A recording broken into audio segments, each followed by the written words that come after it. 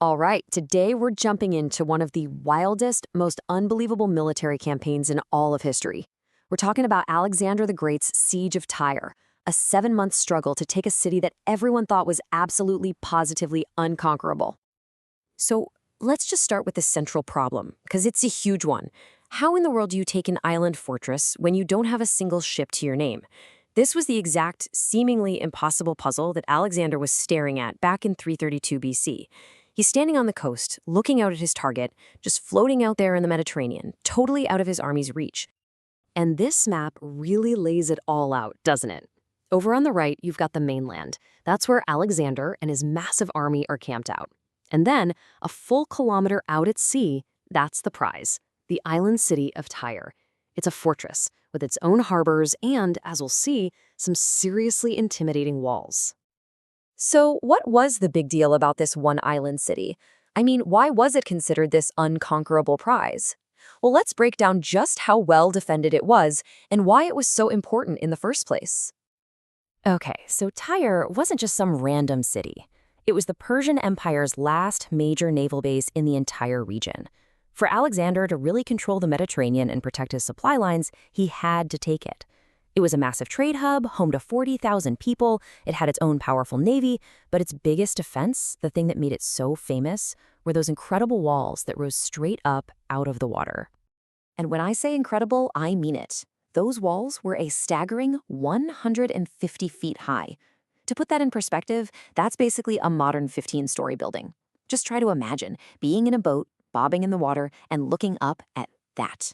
It was literally designed to be impossible to attack from the sea. Now, Alexander actually tried diplomacy first. He asked for permission to go to the island to make a sacrifice at their temple. But the Tyrians, feeling pretty safe and snug on their island, basically laughed him off. They told him, nah, use the temple over on the mainland. So Alexander sent a second group of envoys, and this time the Tyrians killed them and threw their bodies off the walls. And that was a huge mistake. Alexander was furious. The siege was on. So, you have an island you can't get to, and you're Alexander the Great. What do? You come up with a solution that is so bold, so completely audacious, that people are still studying it today. His thinking was simple. If I can't sail to the city, I'll just bring the land to the city. He decided to build what's called a causeway, or a mole, and it's exactly what it sounds like. He was going to build a massive man-made land bridge, stretching from the coast all the way out to the island. We're talking about an engineering project on a scale that had never been seen in warfare before. His plan was pretty straightforward. Just huge.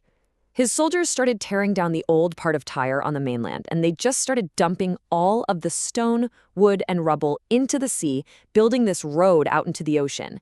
And as they got closer, they built 2 enormous siege towers, each one 160 feet tall, and packed them with catapults to start hammering the city walls. But, the Tyrians weren't just going to sit back and watch this happen. They were brilliant defenders. And they watched this incredible marvel of engineering get closer and closer, and they came up with a devastatingly clever counterattack that almost ended the entire siege right then and there.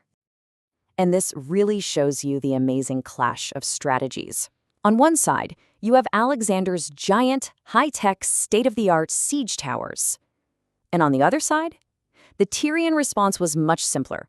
They took an old, worthless ship and turned it into a gigantic floating bomb.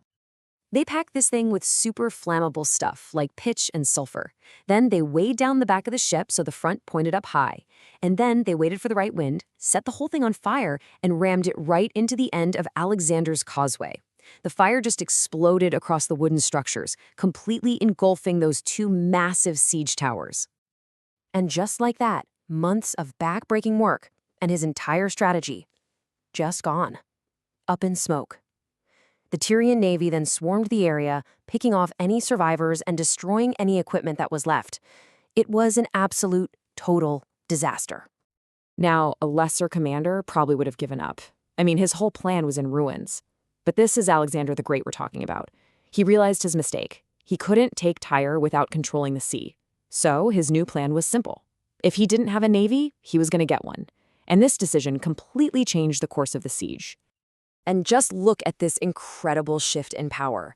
He starts the siege with 0 ships. Nothing. But this is where all his previous victories started to pay off. The other Phoenician cities he'd already conquered, like Sidon, gave him their fleets. His allies in Cyprus sent ships too, and before long, Alexander had a massive fleet of 223 warships. He now owned the sea. So with his new navy, Alexander launched a whole new kind of attack. First, he blockaded Tyre's 2 harbors, cutting them off from any help or supplies. Then, he actually mounted battering rams on his ships and started sailing around the island, literally poking and prodding the walls to find a weak spot.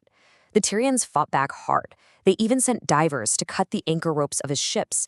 So what did Alexander do? He just replaced the ropes with iron chains.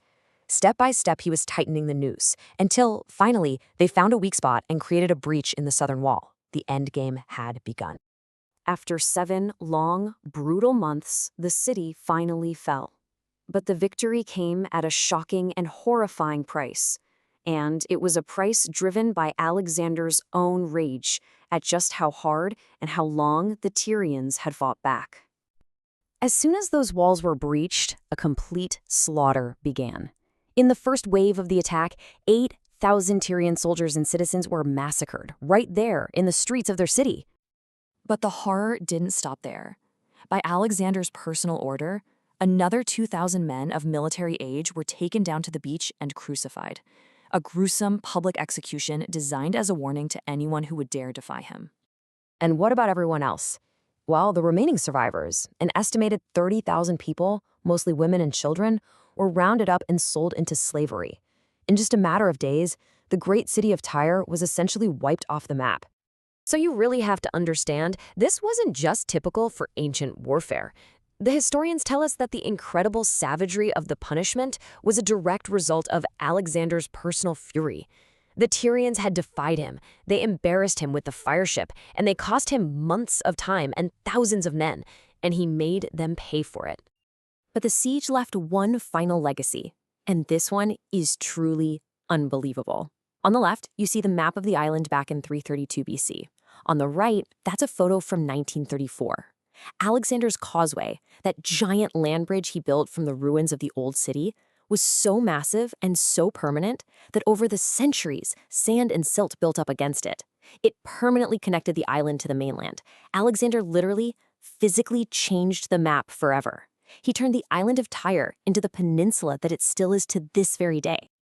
And that leaves us with this one big final question. When you look at the Siege of Tyre, what are you really seeing? Is it an act of unparalleled military genius, a leader overcoming an impossible obstacle through sheer will and brilliant engineering? Or is it a chilling warning of what happens when absolute power, fueled by personal rage, goes completely and terrifyingly unchecked?